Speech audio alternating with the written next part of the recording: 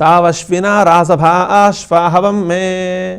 ఆ అశ్వినీ దేవతలని స్మరించినట్లయితే మనకి కలిగినటువంటి రోగాలన్నీ కూడా దూరమైపోతాయని మనకి పురాణాలు శాస్త్రాలు బోధిస్తున్నాయి. వాళ్ళు గుర్రం యొక్క తలకాయలతో ఉంటారు, వాళ్ళు అశ్వశిరస్సులతో ఉంటారు.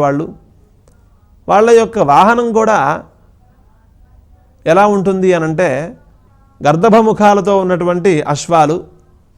గర్దభాలే అశ్వస్థానములుగా ఉన్నాయి వాళ్ళకి. ఆ గర్దభాలే వాళ్ళని ఎక్కడికి తీసుకువెళ్ళాలన్నా గర్దభాలు తీసుకువెళ్తూ ఉంటాయి. గర్దభాలు వాహనములుగా కలవారు అశ్వినీ దేవతలు. అటువంటి అశ్వినీ దేవతల్ని మేము చేసేటటువంటి యాగంలోకి ఆహ్వానిస్తున్నాము.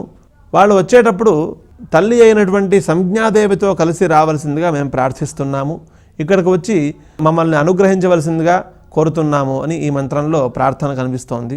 ఆ తర్వాత త్యుగ్రోహ భుజ్యుమశ్వినోద మేఘే రయన్న కశ్చిన్మృవాంగ్ అవాహాహ తమూహథుర్నౌభిరా ఆత్మన్వతీభిః అంతరిక్షపృడ్భిరపోదకాభిః.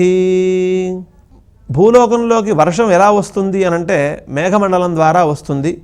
ఆ మేఘమండలాన్ని సూర్యకిరణాలు తయారు చేస్తాయి, వాయువులు ప్రేరేపిస్తాయి అని ఈ విషయాలన్నీ కూడా మనం వెనకటి మంత్రాలలో తెలుసుకున్నాం.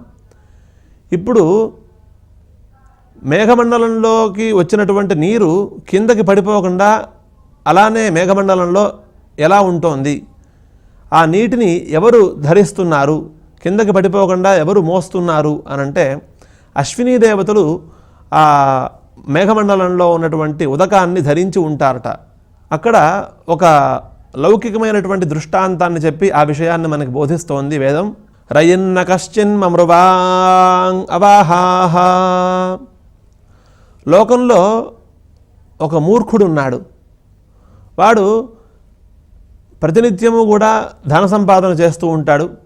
ఇప్పటికే చాలా ధన సంపాదన చేశాడు వాడు.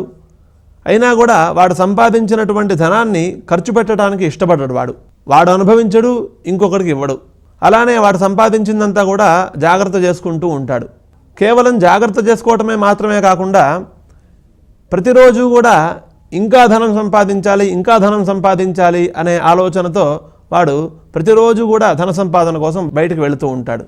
ఇక్కడ ఈ అశ్వినీ దేవతలు కూడా మేఘాల్లోకి నీటిని ఆ విధంగా సంపాదిస్తూ ఉంటారు అనే విషయాన్ని చెప్పడానికి ఈ లౌకిక దృష్టాంతాన్ని మనకి వేదం చూపించింది.